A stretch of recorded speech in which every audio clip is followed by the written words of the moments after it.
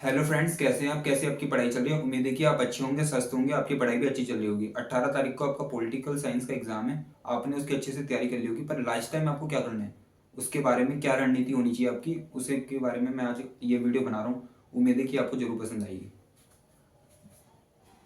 Political science में अगर आपको अच्छे मार्क्स लाए 99% तक, यानी कि मेरे भी पॉलिटिकल साइंस में जब मैं बोर्ड एग्जाम दे रहा था तो मेरे भी पॉलिटिकल साइंस में 90+ मार्क्स आए थे। उसका क्या रीजन था कि मेरे दूसरे बच्चों से अच्छे मार्क्स आए, तो वो रणनीति मैं आज आपको बताने वाला हूँ। कि सबसे पहले जो आपको करना है कि मैंने जो लेक्चर बनाया है, उन लेक्चरों में बोर्ड पे जो मैंने नोट्स लिखे हैं उनसे उन्हें देखकर आप कॉपी करके उन्हें भी नोट्स बना लो। क्योंकि इससे क्या होगा कि लास्ट टाइम आपको रिवीजन करना होगा पेपर से जस्ट एक दिन पहले, तो आप लेंथी बुक नहीं पढ़ पाएंगे।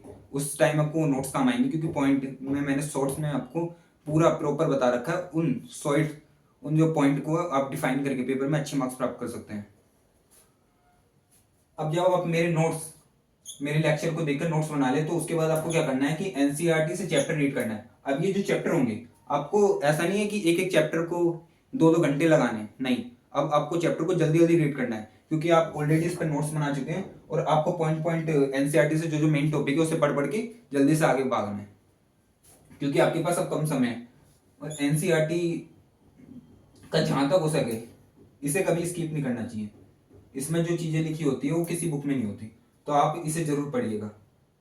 हो सकता है किसी बच्चे को एनसीईआरटी की लैंग्वेज थोड़ी टफ होती है, पढ़ने में कठिनाई होगी, इसलिए मैंने आपको पहले बता दिया कि आप मेरे लेक्चर जरूर देखिए, ताकि उसकी जो लैंग्वेज है वो आपको सरल लगे। अब क्या है, पीवाईक्यू सोल्व करना।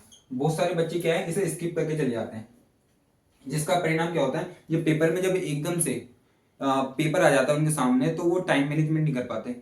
उनका क्वेश्चन या तो रह जाता है, या फिर वो प्रॉपर आंसर नहीं दे पाते, थोड़े थोड़े पॉइंट लिखकर सब में छोड़ देते हैं, जिसका परिणाम क्या होता है, उनके रिजल्ट पर पड़ता है और वो अच्छे मार्क्स प्राप्त नहीं कर पाते हैं। पर आप ऐसी गलती ना कीजिएगा, जरूर पीवाईक्यू की प्रैक्टिस जरूर करनी है आपको। जितने देर आप पेपर में बैठते हैं उसे लिखकर जरूर घर पे देखना है एक बार। कम से कम आपको 2-3 साल के पेपर तो जरूर लगाने हैं, तभी आपके अच्छे मार्क्स आ सकते हैं। मैंने भी, जब मैं अपना एग्जाम दे रहा था बोर्ड का, तो मैंने भी 5 साल के पेपर जरूर लगाए थे। तो इसे आपको बिल्कुल स्किप नहीं करना है। इंपॉर्टेंट क्वेश्चन, अब इंपॉर्टेंट क्वेश्चन आप सोच सकते हैं कि ये सर हम कहाँ से लेंगे इंपॉर्टेंट क्वेश्चन। इंपॉर्टेंट क्वेश्चन पे मैं वीडियो बनाने वाला हूँ, तो इसकी आप चिंता मत करिएगा, ये आपको कुछ दिन में मैं प्रोवाइड कर दूंगा।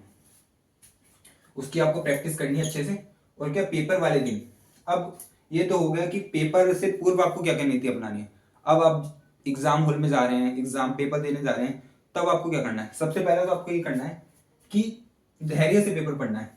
जो आपको 15 मिनट मिलते हैं पेपर पढ़ने के, उसमें क्या करना है, आपको हड़बड़ाना नहीं है कि मुझे तो कुछ नहीं आता, मैं तो कर ही नहीं पाऊंगा, मैंने तो पूरे साल कुछ पढ़ाई ही नहीं की है, मैं अब क्या कर पाऊंगा, मैं तो फेल हो जाऊंगा। ये जो नकारात्मक विचार है इन सबसे आपको दूर रहना है। हो सके तो पेपर वाले दिन जो अपने दोस्तों से बात भी नहीं करनी है, जो बहुत ज्यादा पढ़ लिए हैं, या एक तरीके से पेपर के बारे में डिस्कस करना ही नहीं है। ठीक है, तो आपको क्या करना है, धैर्य से पेपर पढ़ना है। अगर आप पेपर पढ़ने में कोई नादानी करते हैं तो हो सकता है कि आपको क्वेश्चन भी गलत हो जाए। जो पर्सन है उन्हें पहले करें। मैंने बहुत बच्चों को देखा है कि वो क्या करते हैं, क्रमवार करने की कोशिश करते हैं, जिसके कारण परिणाम क्या होता है कि अगर पहला पर्सन उन्हें अच्छा नहीं आता तो बेकार सा उत्तर लिखकर चले आते हैं, पर इससे एग्जामिनर पर बेकार इंपैक्ट पड़ता है। क्योंकि आपका पहला पर्सन ही यदि बेकार होगा, वो उसके बारे में आपने अच्छे से नहीं लिखा होगा। और ऐसी आप क्रमवार चलने की जरूरत नहीं है एग्जाम हॉल में। आप किसी भी तरह लास्ट क्वेश्चन भी कर सकते हैं अगर वो आपको अच्छे से आता है। जो क्वेश्चन आपको अच्छे से नहीं आते उन्हें बाद में भी आप अटेंड कर सकते हैं, डेट ये इंपॉर्टेंट नहीं है कि आप उसे पहले ही अटेंड करें। तो ये आप जरूर ध्यान रखना कि जो पर्सन है उन्हें ही पहले अटेंड करें, क्या पॉइंट में उत्तर लिखे। अब बहुत सारे बच्चों को ये कंफ्यूजन रहती है कि सर क्या हमें पॉइंट में उत्तर लिखना चाहिए पैराग्राफ में। मैं आपको बताता हूँ मैंने उत्तर कैसे लिखे थे।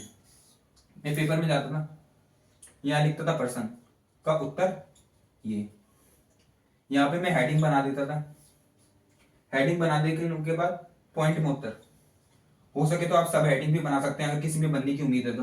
फिर पॉइंट में उत्तर लिख सके। अगर 5 नंबर वाले हैं तो उसमें कोशिश करें कि 7 से 8 पॉइंट मिनिमम आपको लिखने ही लिखने हैं, क्योंकि अगर 1-2 पॉइंट गलत भी हो जाते हैं तो आपको 5 में से 5 मार्क्स मिलेंगे।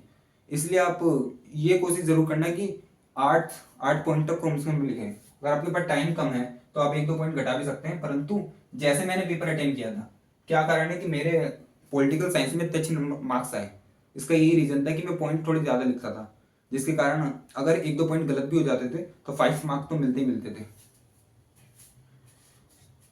तो आपको ये और पूरा पेपर आत्मविश्वास के साथ देना है, बिल्कुल भी डरना नहीं है, आपका पेपर अच्छा जाएगा। उम्मीद है कि आपको वीडियो पसंद आई होगी। अगर वीडियो पसंद आई तो इसे अपने फ्रेंड के साथ शेयर और लाइक जरूर कीजिए। Thank you so much.